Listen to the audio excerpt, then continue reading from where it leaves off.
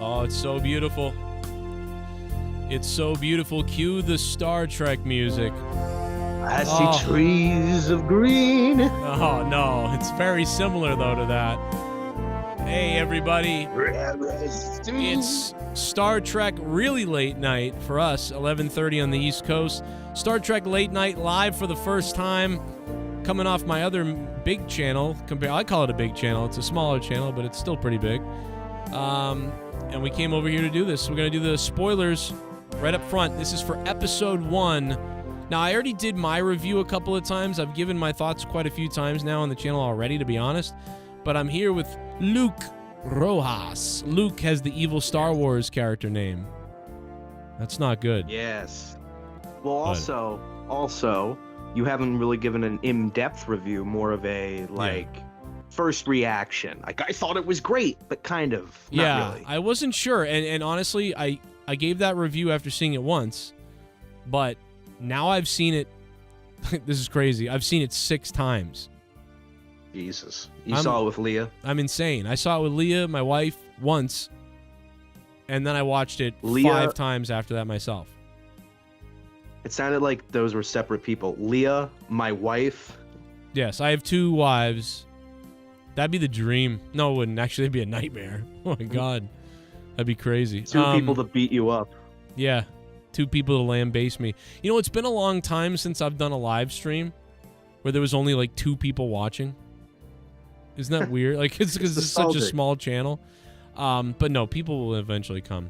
And this is a new channel, so I just feel guys, hit the like button at some point, hit the sub button if you're new.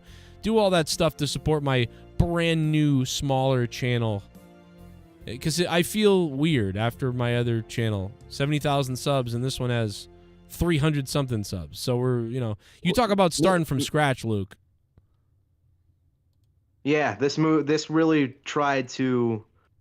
Oh, are you talking about your channel? Let's get into Star Trek, though. Let's get into spoilers. Let's get into Star Trek. Yeah, the show definitely is dropping a lot of the dead weight that was a part of seasons 1 and 2. Like characters like the who is the ninja character again? Oh, God, I keep wanting to call him Elon. It's not Elon Musk. It's like Andor or something. Elnor. Whatever happened? Elnor. What happened to Elnor? I'd put Elnor on the bridge. If only Elnor was here. Like, they actually probably could use Elnor right now, but they don't have him. They didn't really need him before, but now they need him. Yeah, he could have cut the douchebag captain's head off and saved him a lot of time. By the way, friends with him on Twitter now, good guy. And who, the guy? Yes, I think guy who's you're gonna love him. I think you're gonna love this guy going forward. Is he going to be more of a major character? I think he is going to be more of kind of like a fish out of water sort of character who I think will be sort of like redeemed. I think you're going to I don't know, man. I feel like he's going to become liked and likable by the time the season's over. I mean, a lot of people thought he was going to die like the minute. Like, people thought Liam, what's his name? Liam Shaw? Is that right? Or am I? Yeah, I'm going to just call him Captain Shaw until I learn his name. Yeah, I think that Todd Stashwick, who plays him, I think that he was like, you're going to love hating him or hate love him, whatever. And that's the case, man. He's a Jellicoe type. He's like slightly deformed Joaquin Phoenix. So for me personally, being a limited Star Trek fan, I guess you could say I'm a casual. And I couldn't really sit through seasons 1 and 2 of Picard, but I know enough about what happened by watching clips of it and reviews of it to know the stuff that is not evident in this season. So we don't really have too many. Well, again, it's the first episode, so we don't have too much to go off of. But there has definitely been a change in the way that Picard, his character is portrayed. In the earlier seasons, it seemed he was more wistful, and everything was a big long speech that he had prepared for. Right. And to this seems more like a genuine older Picard he can still be nostalgic and he's a little bit more lighthearted than he was 40 years ago, And but he is to also defend that, Picard got more soft the more you knew him. Like he literally from season 1 of TNG, he began to get more softer as the seasons went on into the movies. And dude, by Nemesis, the last movie, he's like, I'm losing my crew, goodbye, and like, I wish you the best, and it won't be the same, and he's already kind of getting that way, and then he wants to drive the Argo and do all these things. He's having kind of a crisis in a way, losing his family. So he does sort of start getting more nostalgic and getting much softer than the guy we knew in season 1 and 2, who was more rigid and duty and that sort of thing. So there is something to be said about that, but it was too much in seasons 1 and 2, like you just said, and this does feel more. He was like a Jedi the way he talked. Everything was an emotional thing, like the meme that Red Letter Media started, like, when I look up to the stars and I see the stars start to sparkle and shine, and they took the Picard speech, which once in a while, Picard would have these epic speeches. And they said, we're going to have one of those in every episode. And it was like, oh, my God, bro. But Picard's speeches in TNG were, I don't know, I feel like they were more professional sounding. No, they sounded more. There was a direct reason for it. He was dropping facts in the speech, whereas his speeches in Picard were more like emotional. Yeah, his speeches in Picard felt more like something you'd hear on like a TED Talk, while his speeches in TNG felt like a real diplomat speaking. And so that's kind of what I was excited to see more of. I don't feel like we have seen it quite yet. Again, it's the first episode. And I feel like the stuff that doesn't work for me in this season is, again, it's not very Star Trek feeling for me because it's too Star Warsy. I don't like the fact that the first episode, we have a huge giant act of terrorism, and it's like, again, a planet-ending threat. It's just, I feel like this could have been a more down-to-earth story, and I get it. You can only fit so much in a season of television to invest people. Like, and when you didn't like this as much as I like this. No, I didn't, but I enjoyed it enough, and I didn't think it was trash or anything, and I'm excited to see what they can do with it. I did like Riker. I really liked Riker in this episode. So I think there's a lot of things that people have misconceptions about that sort of that the showrunner now, Terry Matalas, I think he knows what he's doing. I want to say, I don't know that this could turn crap like the other 2 seasons, but it feels like he knows what he's doing. And there's a bigger situation going on than we know, and there's multiple sort of twists and turns coming. I think it pays off. It's going to pay off better if you're a TNG fan, like the series well. I think for some people there could be some twists and turns coming that if they're not massive fans of TNG, that they might miss a few things. And if you're not also a fan of DS9, you're not going to quite get it. And if you're not a fan of everything, I think if you're a fan of Voyager too, so this is 7 of 9. So for you, I think you get it because you go back and you've watched a lot of this stuff. But I mean, I watch TNG now probably the entire 1st to 7th season twice a year, if not more. I know that sounds crazy. Me and my wife, I get it. We go to bed to it every night, TNG, and then we switch around. We go, okay, we're bored of TNG. We've seen TNG all the way through multiple times. Let's switch it to Voyager, and it's our go-to-bed show. And sometimes I fall asleep in the first 20 minutes of an episode. Sometimes I watch an entire episode and fall asleep in the next one. But pretty much for the last 2 years, it's been our go-to-bed show. But it's also a show that we've always done that with throughout our whole lives, going back to 1987, because I'm 38 now, and I've grown up with this show since I was a little kid. So anyway, I just don't imagine. I don't imagine you going to bed because you're. I know. I always imagine you just like stir crazy at night. Yeah, that's normally what I was like, but in the past year, I would say I've finally toned down, and probably because of having to go to a full-time job again after YouTube being my full-time job. Doesn't it feel great to fall asleep at night? I mean, it does feel nice to sit next to my wife and fall asleep to a show. I mean, you know what I mean? Have closure. because when I was a full-time YouTuber, there was never closure. I was always up roaming, doing something, and, I would come to bed at like 3 a.m. and she'd already be asleep. So there is something to be said about that. But my wife... also just feel more refreshed when I fall asleep at night than when I do in the day. I do. It's just probably better for me, but I don't know. But the point is, though, I love Star Trek, and I think there's some things that people don't... I think there's going to be some twists about this season. There's some stuff set up that's cliche that's not going to be, I feel like. I could be wrong, but I love the portal thing, too, by the way. I'll say this. I'm not a fan of it because it's like, again, another world-ending threat. We haven't been able to get away from that since Star Trek, since the Abram movies. I don't think it's fair. I don't think it's fair because I think the other ones all did it wrong, but I feel like in the end that's kind of what you got to do. And I feel like the other ones did it so badly, but this time it's going to be done right, even though they're doing that. Do you know what I mean? Like in season 1, what happens? The robot girl comes looking, I need Picard's help. I need him. In the second one, the Borg Queen, we need Picard's help. We need him. In this one, Beverly, I need Picard's help. I need him. It's the same thing in every beginning to Picard. So that's why some people are out there like, oh my God, here we go again. Well, but to be fair, I liked the creative way this weapon is. Like, it's a portal that sucks something up and then it drops it down on another section of the city. It was a cool scene. Like, I thought, like, in terms of effects, but again, it was just like another world-ending threat. I know that this is what Star Trek is now, but there's just something so quaint about going back and like watching the biggest problem be like a trade blockade or some shit. Like, like something so not mundane, but so ordinary, but it's happening in space. So you can relate to it, but also be like, wow, this is fucking crazy. All these aliens and shit.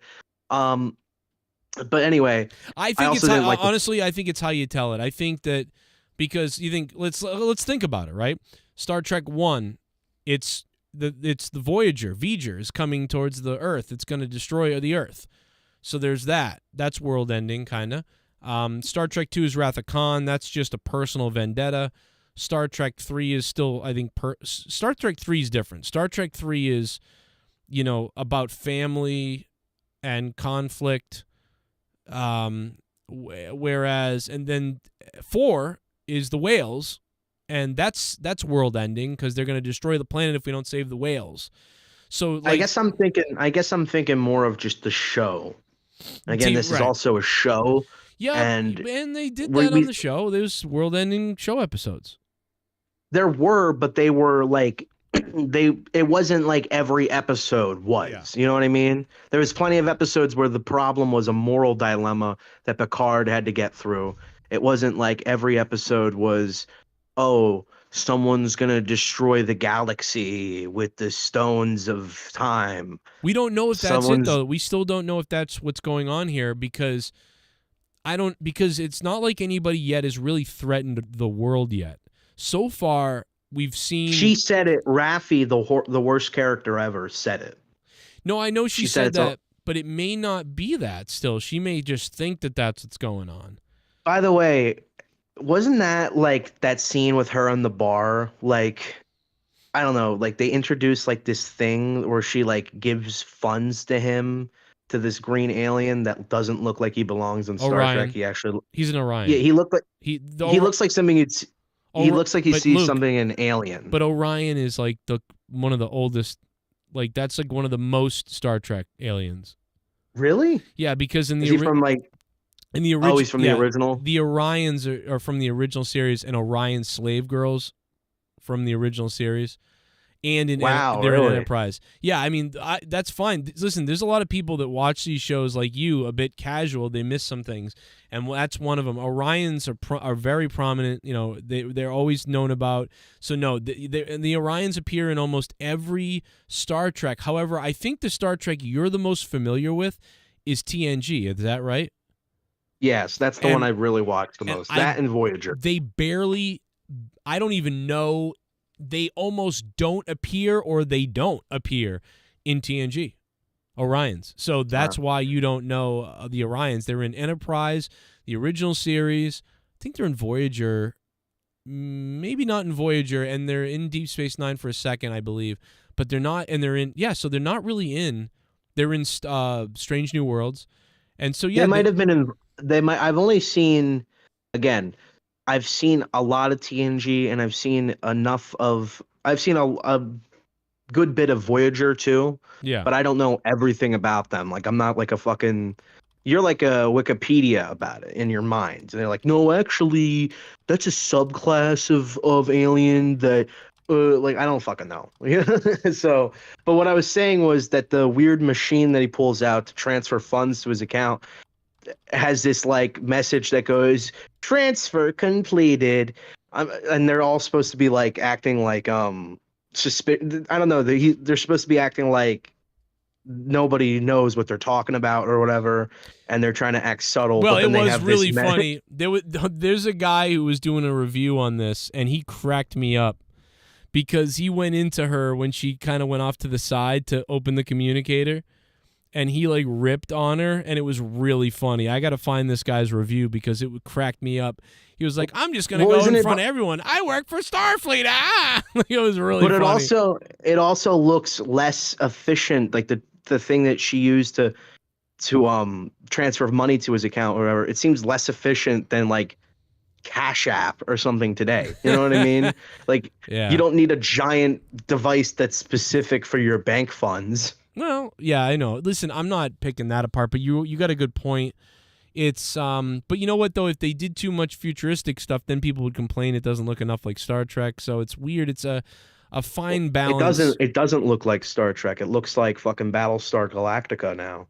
Well, that's like funny. Very, very too harsh with the dark blues, and again just too gray, like, and no carpeting on the fucking ships.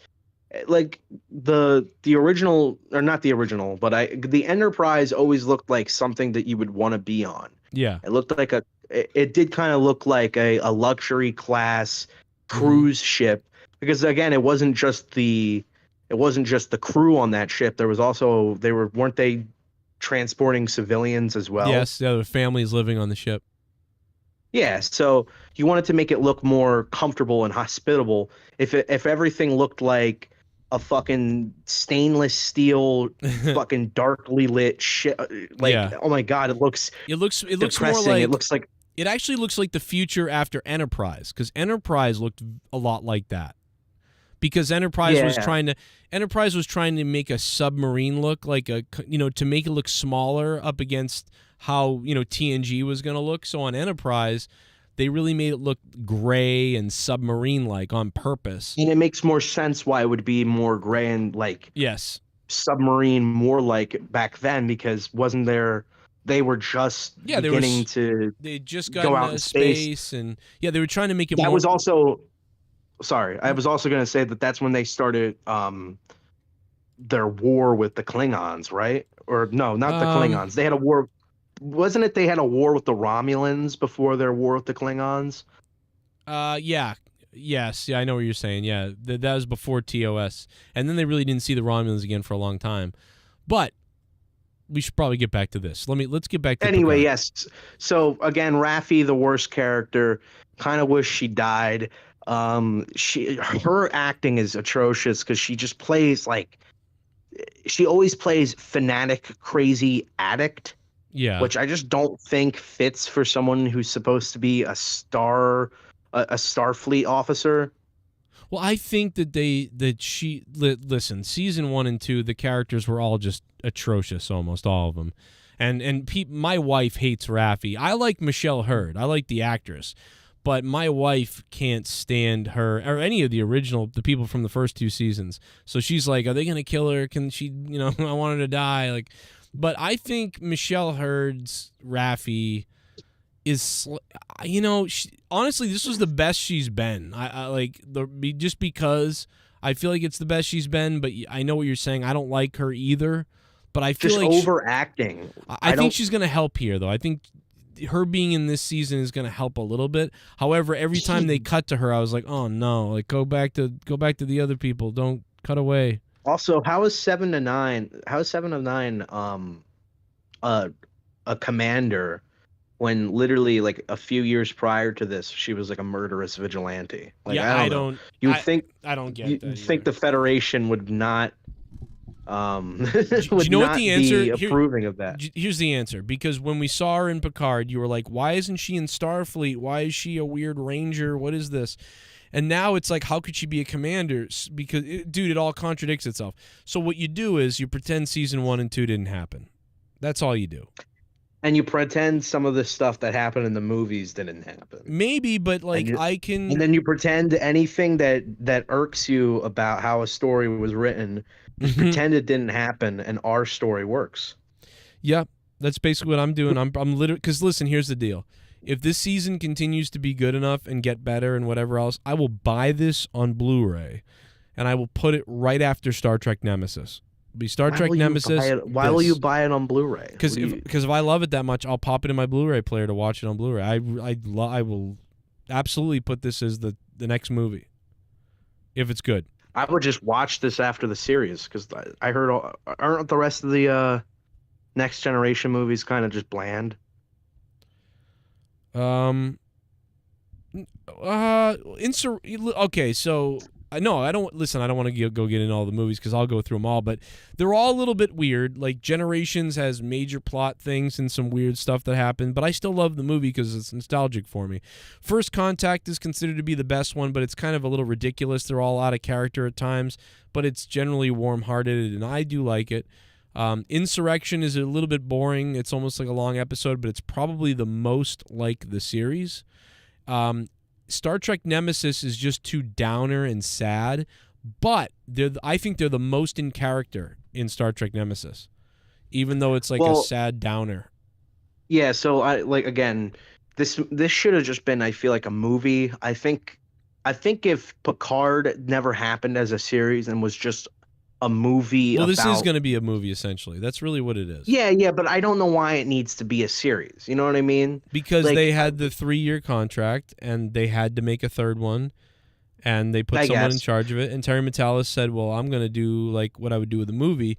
And since all these characters never get enough screen time, I'll have plenty of time to introduce everybody and set it up the right way. Well, let's talk about the Picard and Riker part of the episode, which I really liked. I love Riker as a character, and I really like Riker here because I don't know, he feels like he's really in character, and he still feels like that same Riker who's just like, now he's just a bit older and more experienced. Picard, he is more in character of Picard from the series, but again, he still seems like there's just something off about him, and it just doesn't feel like you're really watching Picard. You know what? It feels like you're watching. Yeah, it feels like you're watching Patrick Stewart, and this is what was evident to me when Riker goes, "Oh, you can give me one of those stern, disapproving looks that you're known for," and then Picard gives him like this old man smiling looking face.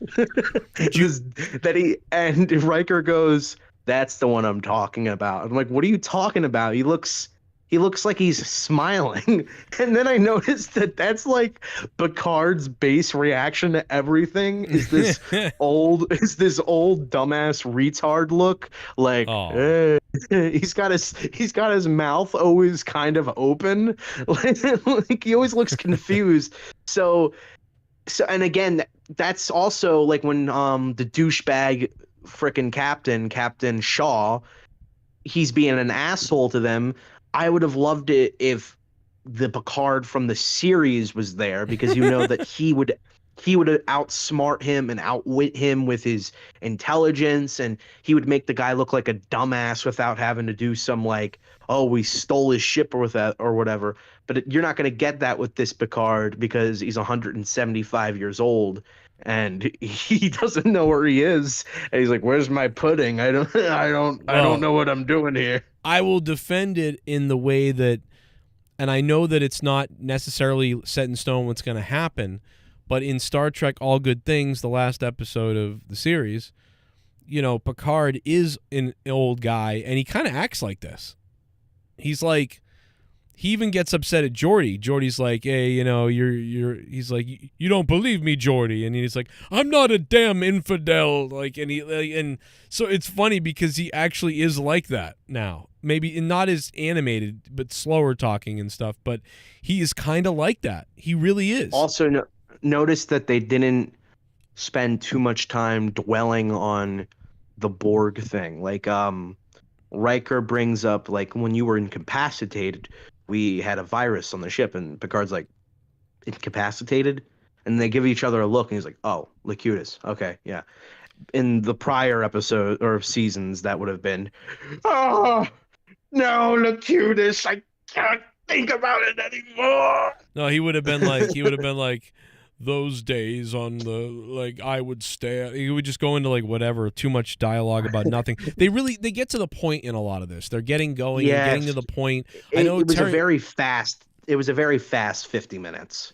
There's a movie I can't remember now, and we should look it up. I don't remember what it is, but I know that Terry Matalas, who wrote this, is a big Hunt for Red October guy, submarine movies and stuff like that. But there's another movie where he mentioned the Picard and Riker are going to have some disagreements coming up, or some conflict about what to do, and this really between the two of them.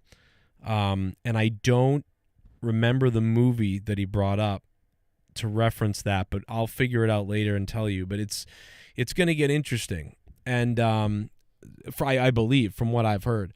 But anyway, real quick, just to wrap it up, or not to wrap it up, but just to quickly go back to Beverly opening up the show. We didn't really get into this. They show all these memorabilia and stuff like that later on is going to make sense big time. And we don't. Right now, it just looks like she's on her ship and those are all her belongings. But there's a reason for seeing all her belongings. And I think this is. I really think that this is one of the.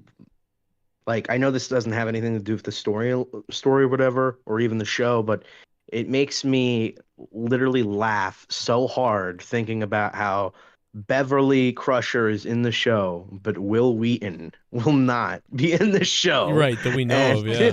Yeah, I know, it's really funny. Her son, who is like a superhero now, basically, you know, Will Wheaton is Wesley is a traveler who can travel anywhere and beam anywhere and do all these things, and his mother's in trouble. I mean, well, no, now they replace Wesley with a handsome Irish guy who is like Beverly's he's British. son. He's British, right? I think he's Irish. I think he's British. I think he's from Downton Abbey, and I think I don't know. Fucking, they're implying it's accents. Picard's son, obviously, but it might be her husband, cloned or something. I don't know. So there's a lot of things that he could be, but the funny. Well, but if that was Picard's son, wouldn't he be like 40 at this point? I don't know, because the last time they saw Beverly was 20 years ago, and this guy's like around that age, maybe. I don't know. But here's the thing.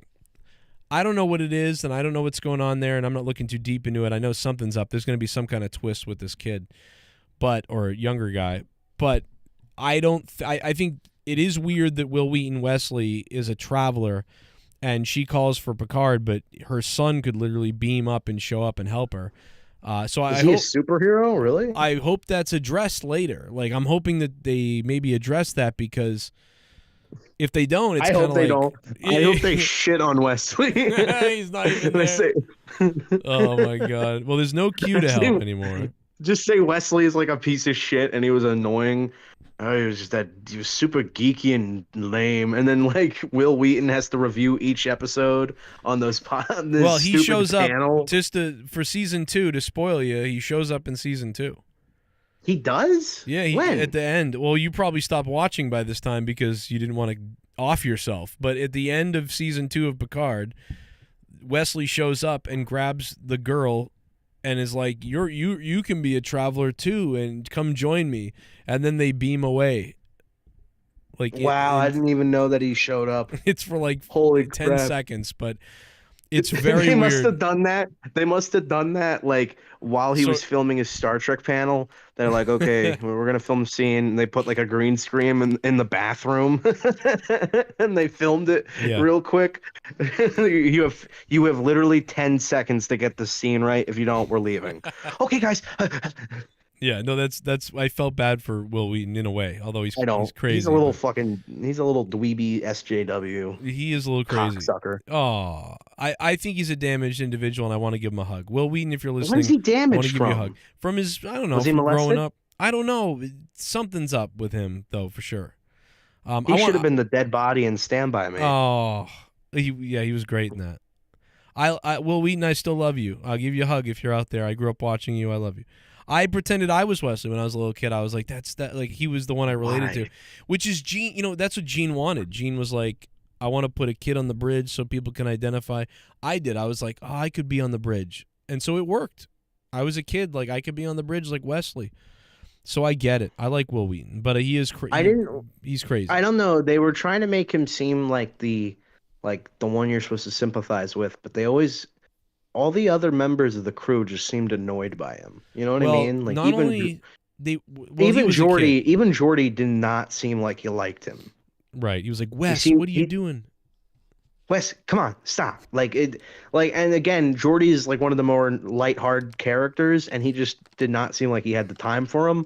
And so it kind of made it feel like, wow, Wesley, either everybody else is a dick or just Wesley is just fucking annoying. And I kind of was subscribing to that. The older fans didn't like him. As a kid, I liked him a lot. I liked him just as much as every other character. But at the time in the 80s, a lot of the older fans were like annoyed by his character.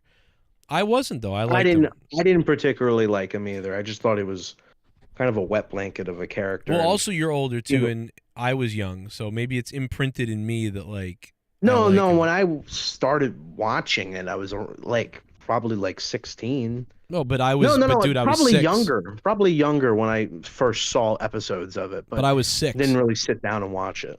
I was like, actually, how old was I in 1987? 4, 5, 6, 7. Yeah, I was like 4.5. So, and I started watching the first night it aired because my father was such a Star Trek guy. But my father. But the other criticism that I'm hearing is, Beverly, she's a woman who's badass and she left everybody and doesn't need anybody and she kicks ass with a gun and stuff. I'm like, well, listen, Beverly had a gun in Insurrection and was shooting things down. Beverly killed a guy and ninja kicked a guy on the TNG episode. Beverly took command of the ship and did a great job with it in a TNG episode. Yeah, but does that mean character, like, she did a ninja kick one time. Now she's a badass renegade who like ditches all of her friends for 20 years. No, I don't think that's shoots it. Guns. I don't think that's it. I get the complaint of that though. No, I get that. the complaint because it's again another character who, like, you pictured it in her mind, like what she's been doing. And instead it's like, no, she's actually a fucking badass with a gun. Well, it's more like, actually, she's a doctor without borders, and she's left Starfleet, and she's on the run being hunted, and she's killing them. Like, and stuff. So it's like she's alien Sigourney Weaver. But at the same time, I'll wait and see where it goes. This is not where I thought she'd be. And this is a little bit like you just said, like Luke Skywalker. He throws the lightsaber, and that's not who he is, and whatever. Oh, shocking, But when you expected her to really be in charge of Starfleet Medical, or like in All Good Things, she has her own medical ship.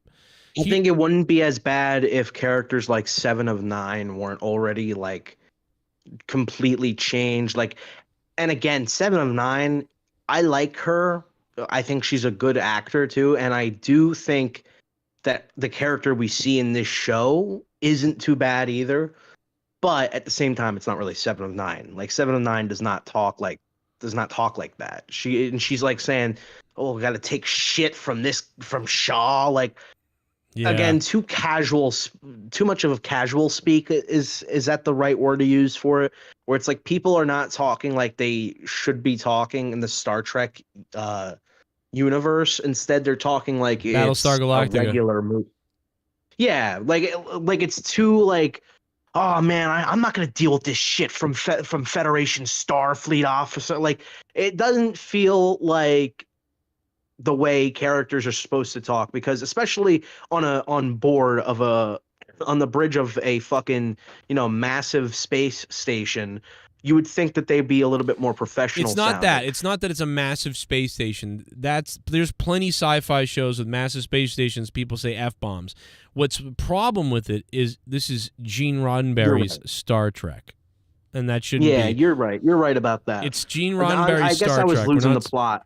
Well, and she is, I get it. She's got some emotional stuff or whatever. My wife is so angry at the Seven character because she liked her on Voyager, and she is just so upset. And unfortunately, 7 of 9 is a little bit kind of like angsty. It's for some reason. She feels very much like a character from a YA novel, you know? Like, I'm just so fed up with all this shit. Yeah. I'm letting my hair down because I don't give a fuck. Yeah, and because she's suppressed by the captain. She's the, she's got the, so there's some things there that it's like, I just want to see her. I just want to see her take her clothes off. I mean, fucking. Nah, I'm joking. I say this about every woman. No, she does look really. She does look. Oh my God, is Jerry Ryan? Like, dude, when I was a kid, obviously, like I was like, whoa.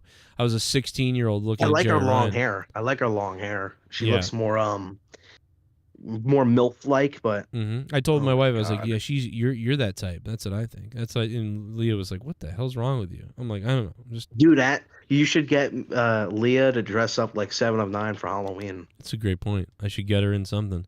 And I'll dress up like Riker because I'm losing my hair like him. So you'll be Riker, old man Riker, fucking 7 of 9. Yeah, that's what I'm gonna do. See, I'm losing my hair. See, my hair's going away. Even younger than Riker.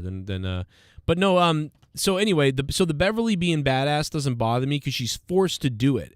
And even Riker later says she wouldn't have. Or Picard says she wouldn't have fired. It's like, well, how do you know, Picard? You haven't seen her in 20 years. Maybe she's nuts now. But he's like, she wouldn't have fired unless she had to.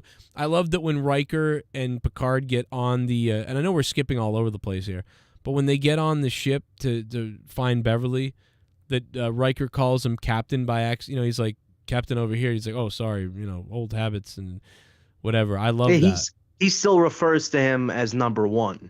Right, so that's okay, but then Riker, that is kind of funny. Well, I like Riker. I like the fact that when Riker gets held gunpoint, as soon as like the guy puts the gun down, Riker fucking cheap shots him. He's like, "Give me that, you son of a." He like, I don't know. It shows that little bit of attitude that Riker used to have, where like, it's just like, don't fucking point a gun at me. What are you doing?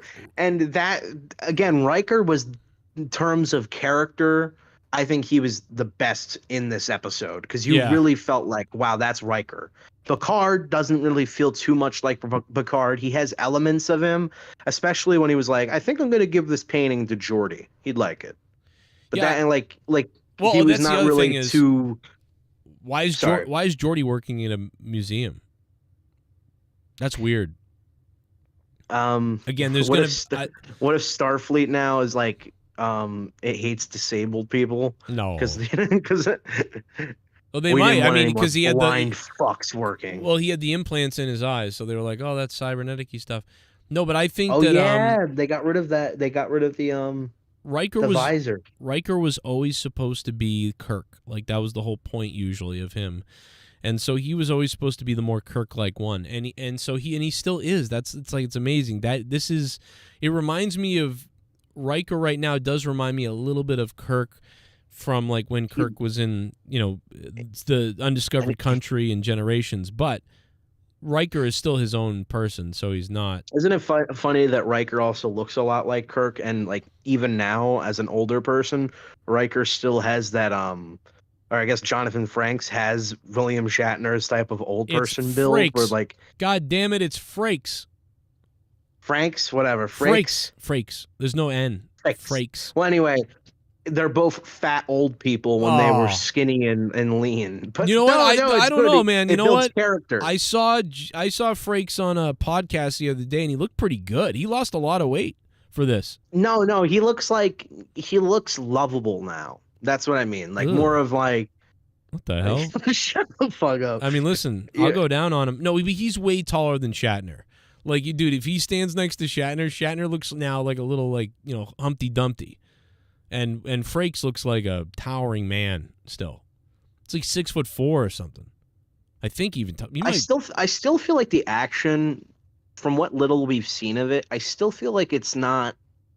I don't know, just something about it doesn't really resonate with me. I guess it's a overuse of shaky cam, and Really, it's I just thought they had some of the most clean shots that they've had in a while. maybe I'm misremembering it, but I just remember not being able to focus too clearly on that opening action scene.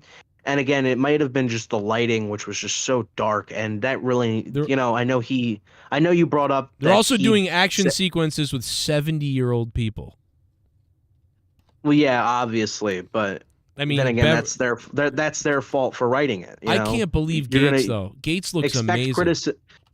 Expect criticism for something that is going to get criticized. Like when you told me, he said, what did he say? Like, oh, I just wish people stop bringing up the lighting. It's like, well, it's an obvious flaw that you should have known going into it.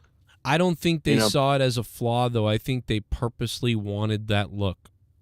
When it's supposed to be a whimsical, nostalgia-esque I brightened up these shots, by the way. I brightened my shots up that I'm showing right now. Like, there's scenes that don't need as dimly lit as they should.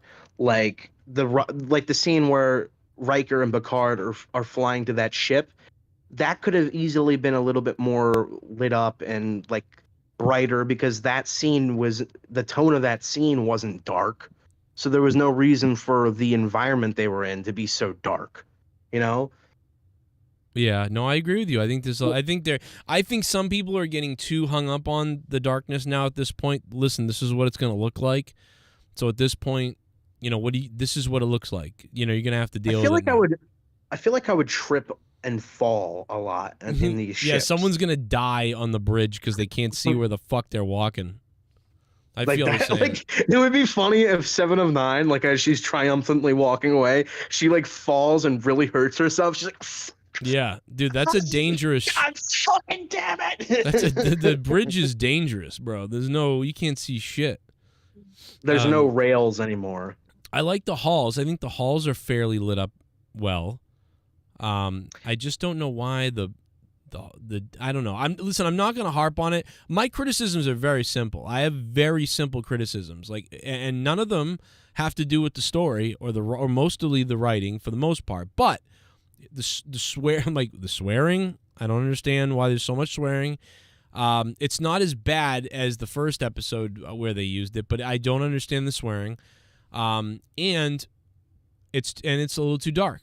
At times, it's just too dark. It's unfortunate that it's not a little bit brighter. So those are the two real issues that I have. And like I said, the criticisms from people that Beverly kicks ass.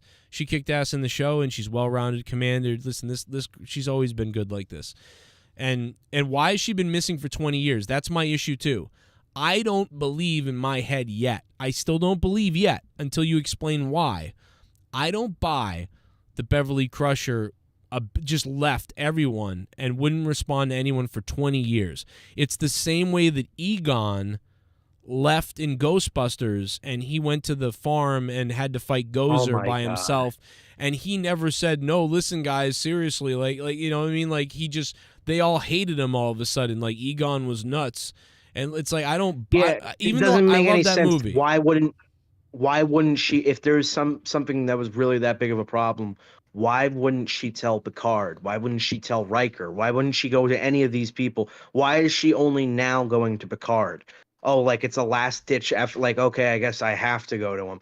Like what really could have happened that would have made her be like, okay, I'm going to abandon everybody I know for 2 decades. Like, come on. But here's the thing. But if there's a good reason for it, though, if there's a good reason in the story, then it's going to be great. But it will most likely be, because again, I'm very cynical, but I'm also realistic. It will most likely be the same situation from Ghostbusters Afterlife. Like I saw this threat coming, and I knew that I had to stay far away so I could protect you guys because it was too crazy. You wouldn't believe me. It's like, okay, all right, yeah, well, okay, sure, fucking bullshit. I will tell you though, if it's a good enough explanation why she's been gone for 20 years, like somebody literally kidnapped her or she's been stuck somewhere, that would be wonderful. But but they're not indicating that she's been missing. That's the problem. Like, they're not saying. Yeah, they're not. Why would she got in contact but with maybe Picard? She got replaced. She could have done that at any point. But maybe she got like replaced by somebody or some impersonator thing or something, and that's so. I'm just waiting for a good explanation. If there's not a good would you one, like? Well, that would be, I feel like, stupider, because if then it's like, oh yeah, Beverly died or something, and I've been I replaced her. No, just imagine if she was. I don't know, dude. I can't think of it right now, but I'll just say this: if there's a good reason and it makes sense why Beverly's been missing for 20 years, then fine. But if you're going to tell me that Beverly Crusher, who, like, in a deleted scene on Nemesis was like, I'm at Starfleet Medical, Jean-Luc, I love it. And then Jean-Luc's like, well, have a great time. I'll miss you. We'll catch up for lunch, blah, blah, blah. That's how I envisioned her leaving, and then maybe getting busy with work, and her and, Picard drifted apart because she was so busy with work. So the point is, if there's no real reason for why she's been missing, then why did you do that? Why didn't you just say we never really got together again because I was so busy with work and she was so busy and we barely ever spoke? That would have been fine. You didn't need to say she cut everyone off for 20 years. So there's got to be a massively good explanation, because otherwise I just don't believe they would allow her to cut herself off for 20 years. And then again, it's a case where like what they did with Luke, where, wow, I imagine Luke starting like he's fighting against the Empire, like the new Empire or whatever, and now instead of, oh, he left everybody and he lives on a secluded planet for decades. Like I don't know, it just doesn't. Yes. It kind of feels like you're shitting on the character. I know that's not what it is.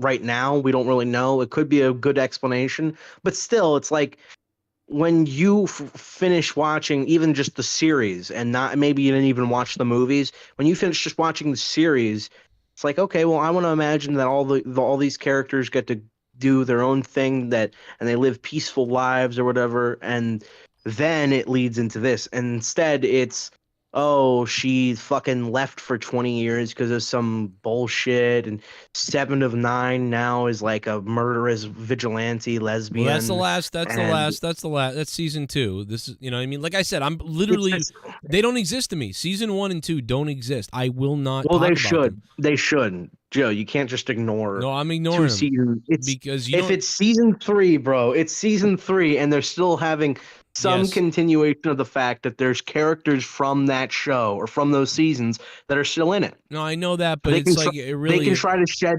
They can try to shed the skin they want, all the skin they want. It doesn't matter.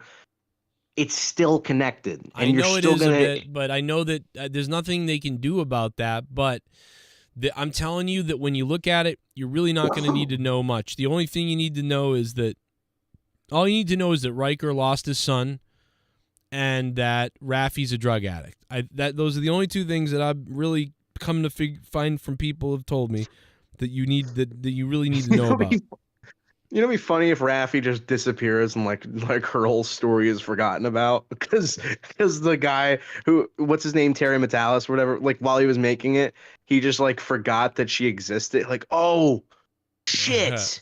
No, fuck, I forgot to write her scenes. I think they tried to figure out how they could involve people, because I think the other actors are probably getting paid, even though they're not, you know what I mean? Because I think they were all contracted for 3 years.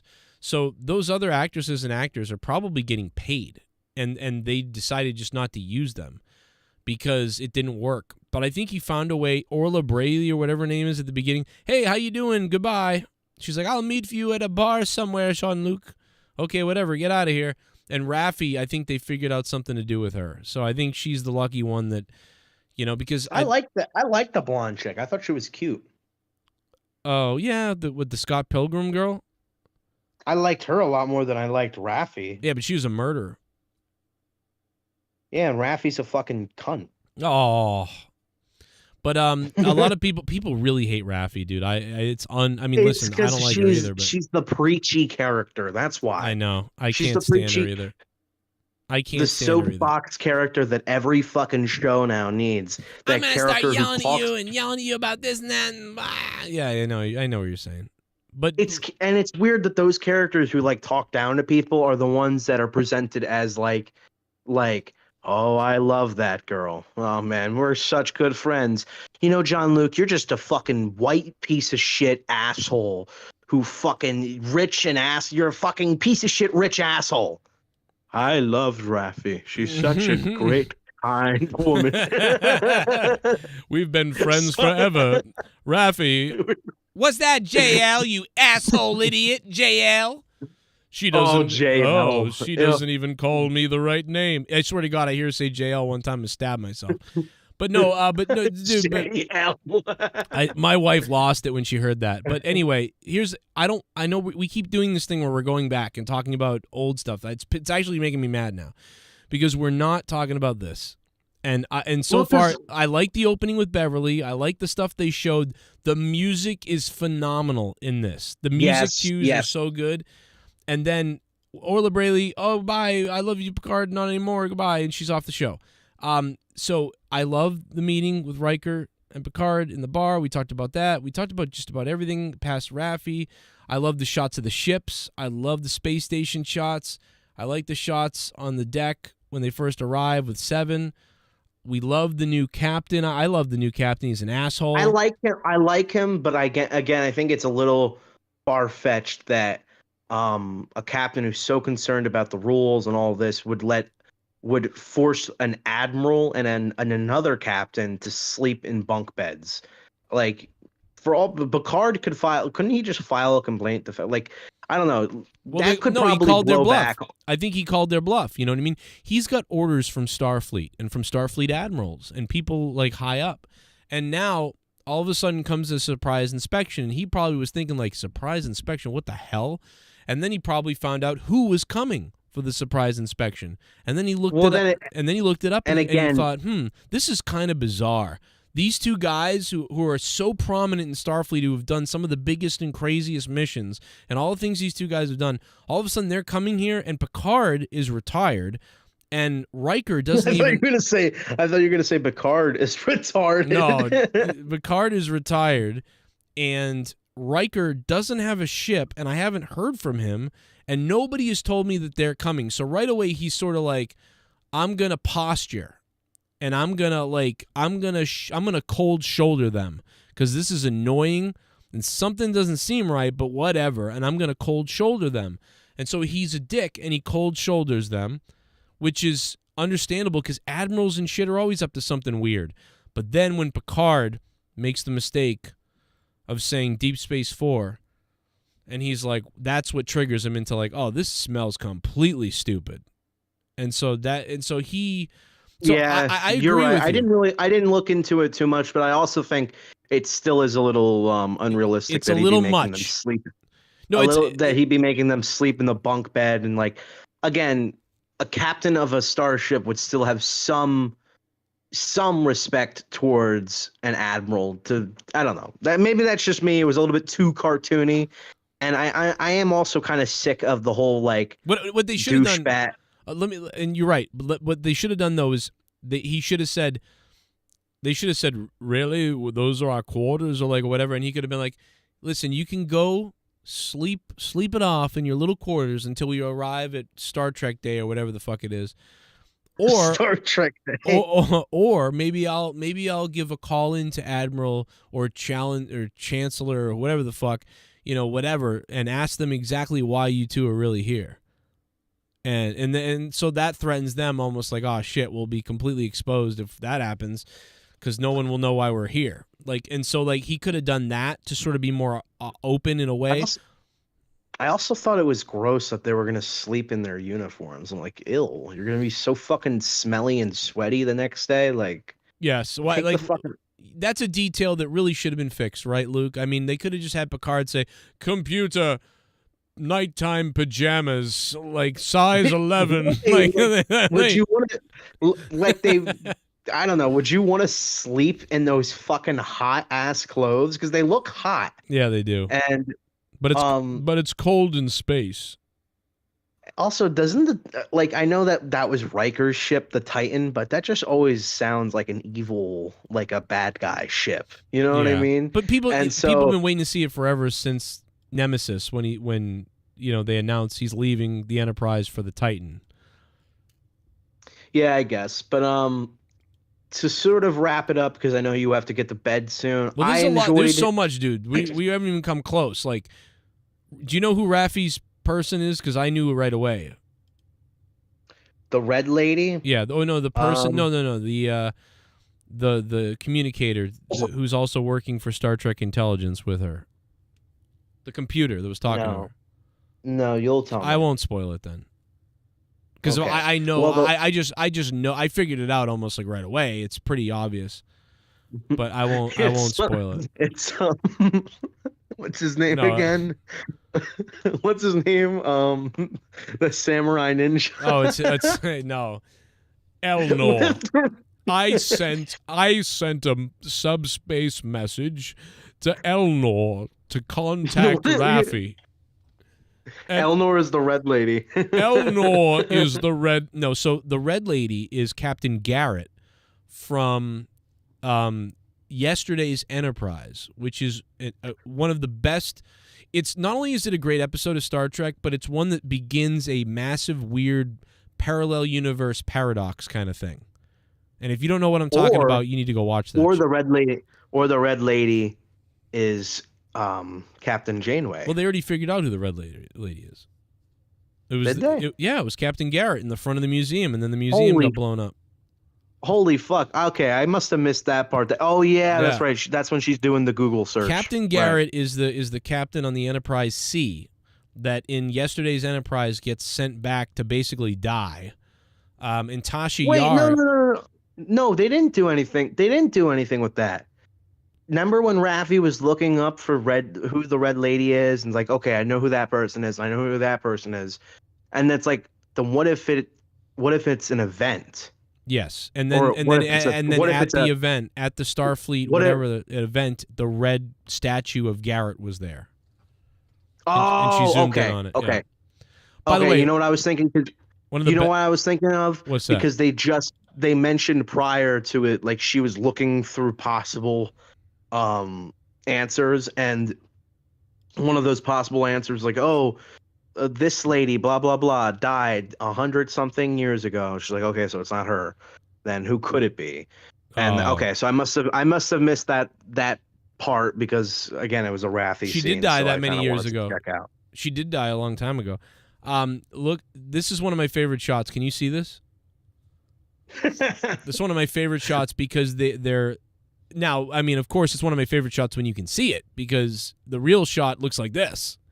You can barely see anything that's going on, but if you brighten it up, you can see it. But so this is one of my favorite shots because they're in this small little quarters in the bunk beds, and this shot from almost what looks to be, a hidden camera shot shows you the claustrophobic, or how small this shot. First of all, it's a shot to get both of them in there, but also it looks very, very kind of claustrophobic. It helps add to that in the scene. I love this shot. I don't know why. The bedroom looks like a bathroom, and it also doesn't it kind of those bunk beds still look really comfortable. Like I'd clock.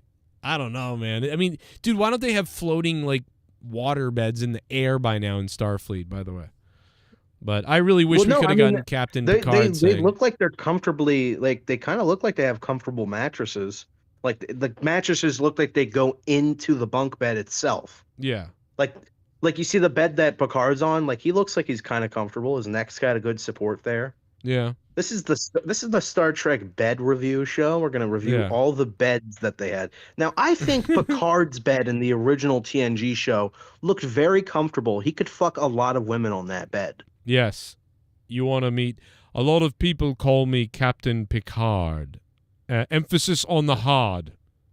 I just always imagine him going, yes, okay, just move on, yes, whatever. Well, time to move on. What was I going to say about? There was another thing. There was the Okay, there's the person who's the computer. First of all, I know who it is. I can tell who it is, and everybody else is guessing right too. So just say it, because I don't care. It's Worf. Oh, yeah. It's got to be. Who else would say you're a warrior and stuff to her? Oh, dude. Okay, yeah, you're right. She does. You know what? You know what though? It felt like that was being in that scene. Didn't it feel like it was like the computer was being like corrupted by like a virus or something, and it was going to start talking evil to her, like, Yeah. "You are a warrior. Do what your slave master tells you," or so, like something crazy. It felt like a bad guy was talking to her. So if that was Worf, he's got to work on his etiquette. Yeah, I think it speaks like him too. Like it's not, I mean, but I think that a lot of people have guessed that, obviously, and I right away when we saw the episode, I think it's pretty obvious. And the trailers, he's in there, I mean, we know he's coming, and he's going to be involved with Raffi, so he's going to be someone that helps her try to redeem her character, obviously, right? So I think that Terry Matalas and the writing group are going to try to redeem Raffi's character somehow and make her better, because they bash her in this, dude. Did you read a report when her file pops up? This is really funny, by the way. Her file pops up. Paranoid. No, yeah, dude, it's like paranoia, and then on the very bottom it says stalked Janeway.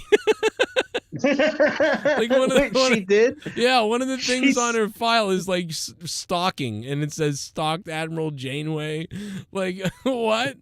Like, and just imagine she's just like, "You're a fucking white fucking privileged bitch. They could have been home years ago if you were a proper captain and didn't get them lost." Yes, I would have gotten my crew home years ago. No, I think that they know. That's why 7 of 9 didn't. That's why she broke up with me. Well, I think that they know how absurd she's been as a character, and they're just basically embracing it. Like to I believe, redeem her character somehow. Because that's what, and honestly, you want that, because that's what Star Trek is about, really, and Earth, and the utopia of Earth at this time, supposedly. So, and Picard still takes her, just like Barclay. Barclay was a bumbling dude at times and did bad things, but they all still tried to embrace him and help him redeem himself, because that's what people do, as opposed to in Discovery, where they just go, "You're an idiot," and they kick the people out. Discovery. Do you think Discovery is worse than Picard seasons 1 and 2?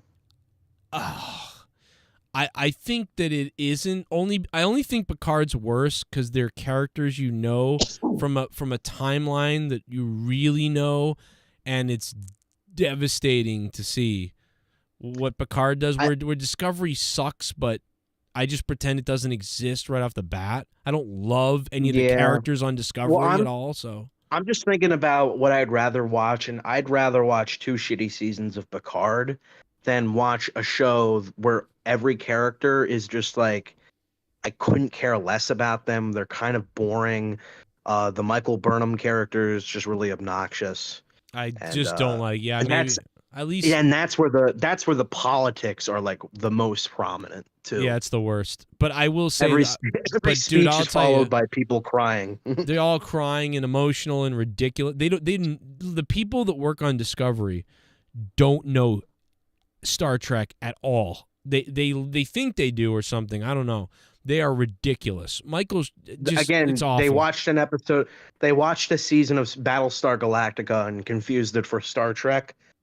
And they're like, "Oh no, this is what happens in Star Trek." No, that was Battlestar Galactica. Oh, well, who gives a fuck? It's the same shit anyway. Well, they all cry, don't they? I love this shuttle shot, by the way. Some people were like, "Oh, it's a little too plain looking." I'm like, that looks perfect. This looks like the next version of a shuttlecraft in TNG. Like, to me, fairly close. I don't like the fake CGI fire.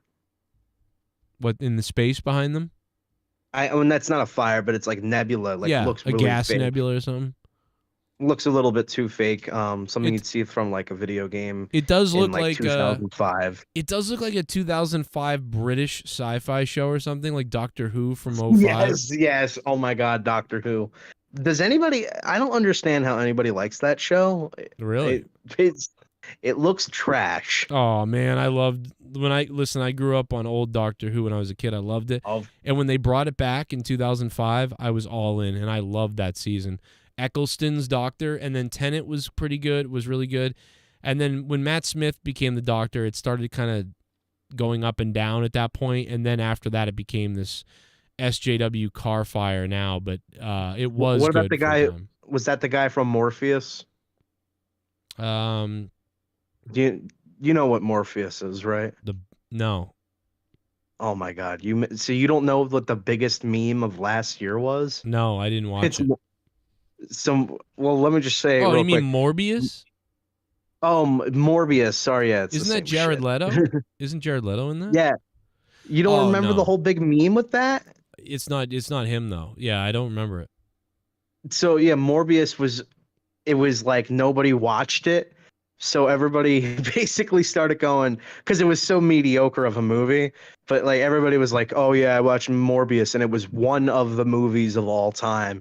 I love the scene where Jared Leto goes, "It's Morbin time," like shit that didn't happen in the movie. So then Sony tried to they tried to capitalize on it by saying, "Well, everybody likes making a meme of Morbius, so we're gonna re-release it." And it did even worse after they re-released it. It only made like $70,000 Oh after my they god! re-released it. It was so like such a bomb. Wow. And it was just like everybody was like just shitting on it. Like my favorite scene in the whole movie is when Morbius morbed all over that guy, and then he went, "It's Morbin time, bitch." That's hilarious. I didn't even know about that. That's how bad it Oh, apparently was. I and don't the know. end the end credit scene was terrible too because it's like Michael Keaton as Vulture from the Spider-Man movies in the MCU. He shows up like randomly because I guess they're trying to tie it in with No Way Home. And then he's just like randomly he goes up to Morbius is like, "I don't know why I'm here, but I think it has something to do with Spider-Man. We should team up." And Morbius is like, "Interesting." And it's like such a forced, like, who gives a fuck ending, like, oh, I guess they're gonna fight Spider-Man. Oh my God, it was so trash, bro. I do want to say I liked Riker and Picard doing some investigating. They're doing like an away mission thing. They're looking for Beverly. They find Yeah. Beverly.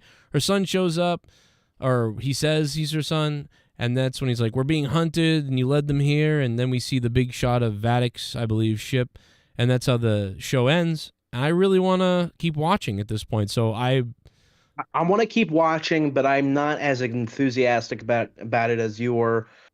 um I think everything with Picard and Riker is, or not really with Picard, but mostly every scene with Riker is great.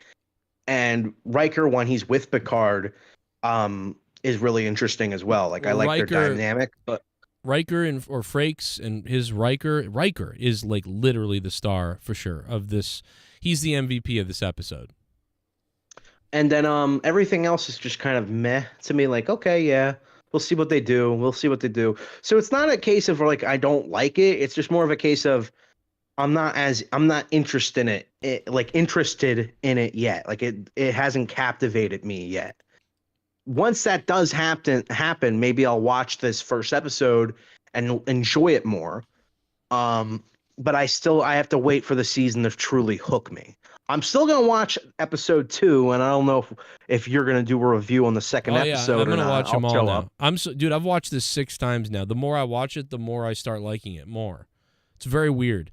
And dude, the end credits pop me like crazy. Like those end credits were fucking phenomenal. I do like those end credits. They feel like something you'd see from an old Star Trek show. It really does. There's stuff from the movies, the original movies in this. There's stuff from TNG series, movies, just sprinkled all over this thing. And with I think the best writing so far of the Picard. I do wish they just used the TNG theme song in the beginning, the intro. Right. I know they don't do. I know they didn't do an intro really of the show, like opening credits. Like before, everything was like, wasn't the last season? It was like glass and shit falling from the sky, and it was like super crazy science dimensions and shit. Now it's just they cut right to the action. Yeah. Yeah, I agree. I almost thought a lot of people were talking about, oh my God, the intro, wait till you see the opening screen. And so I was like, oh shit, okay, what's going to go on? And I thought that's what we were going to get was like the space and the fun. And I was like, oh, here we go. And then it was cool. It was like the sort of the Wrath of Khan intro. And so I was like, oh, okay, that's cool. And also the they were basically saying like Star Trek's back in the intro to me, and so like I was like, wow, they know what's going on here right from the beginning. But so then I was happy with the end credits though, because I just thought they were beautiful, man. I love the end credits, and I almost wish the end credits would be the opening credits. yeah, there is a part of me that agrees. Maybe it will change too. I don't know. Maybe every episode's a little different. I don't know. They could be different every episode for all we know. I think there's a lot of stuff we left out, but there's a lot of stuff we'll think of for next time to talk about.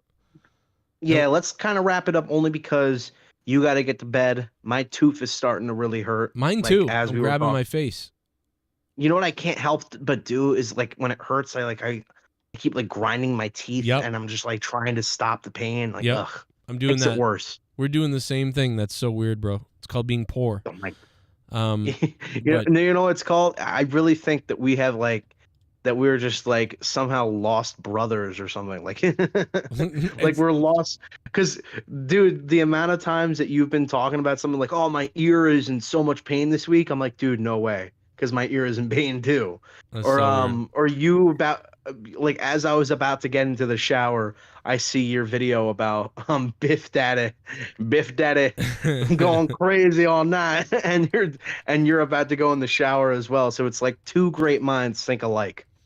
Yeah, that's what we're connected. You know, that's really all there is to it. We're connected. Oh wait. Oh no, Rojas Cockrider. Oh. Rojas Cockrider of Cronin. He's jealous of my friendship with Cronin. These are the things that I've heard. Thank you, the show. I was 3 in 1987. There you go. So but the reason why I never believed that, I always think I'm older, is because I remember when the Next Generation, I remember my dad, like I would sit on my dad and my mom's lap and watch the Next Generation. And your dad's cock. Hey, that was only once. Yeah, but you know, my dad died right before the last season. That's just the worst. My dad missed the last fucking season of TNG. Terrible. Yeah, that's the sad part about it. That is. Let's go to bed on that sad note. We'll see you next time for more. The bottom line is I loved it. I loved it, but I mean, I really liked it, and I'm optimistic that it will continue to be good, I hope. And so I'm going to give it, I've been giving it a 7 out of 10 or so. I'd say 6.5 out of 10 maybe, but I'll go 7.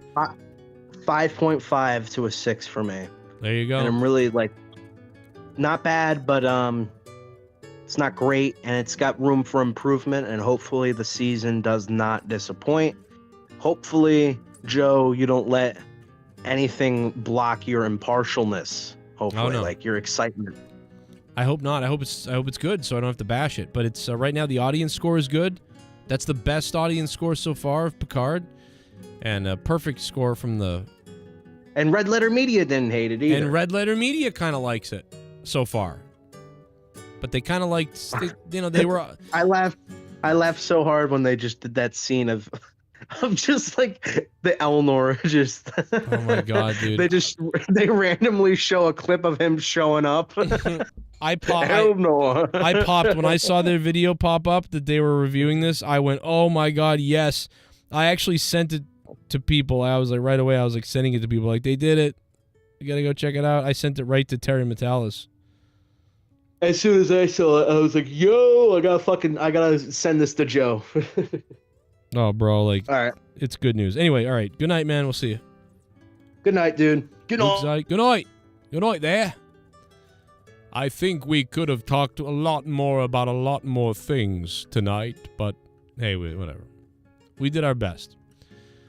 There's so much more to talk about, man, that we didn't get to. It's in my other review. If you want to watch my other review, I think I started liking this more the more I watch it. I think I was harder on it the first review because I'd only seen it once. And it's weird, bro. Very excited to see what happens in episode 2. And they did there's a new preview for it, by the way. If you haven't seen this, there's a new preview for episode 2.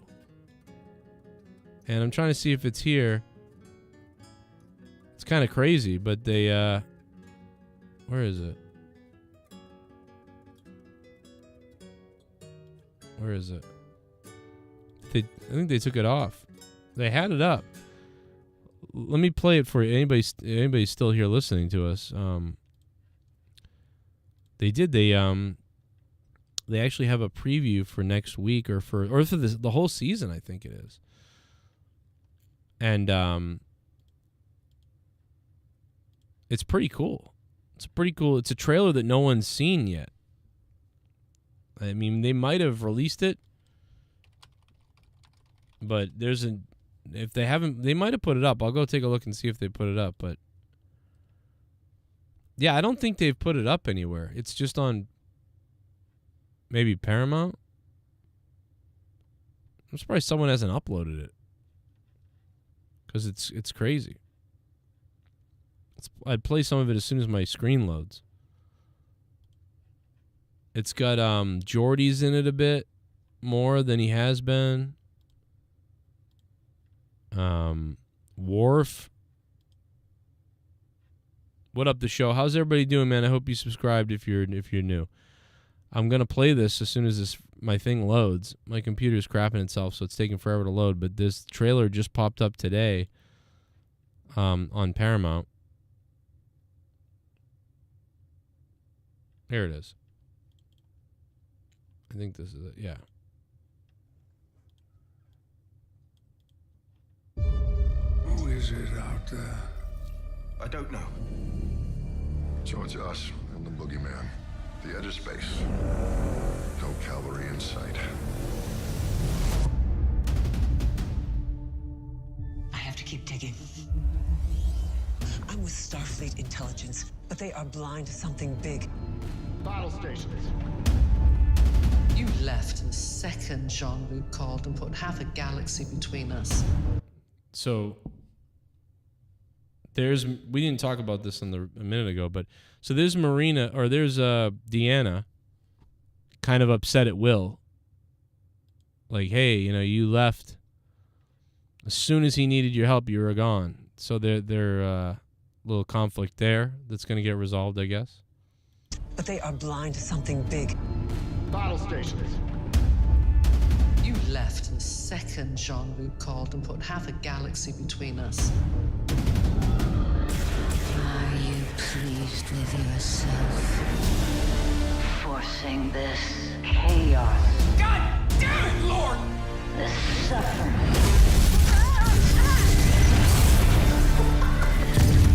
On your crew.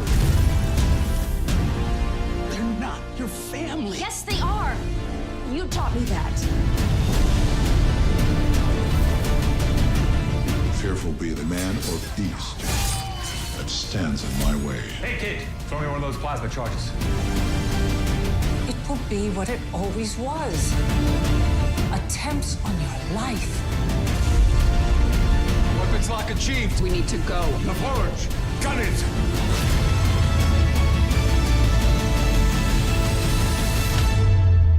I think we should boldly get the hell out of here. Engage.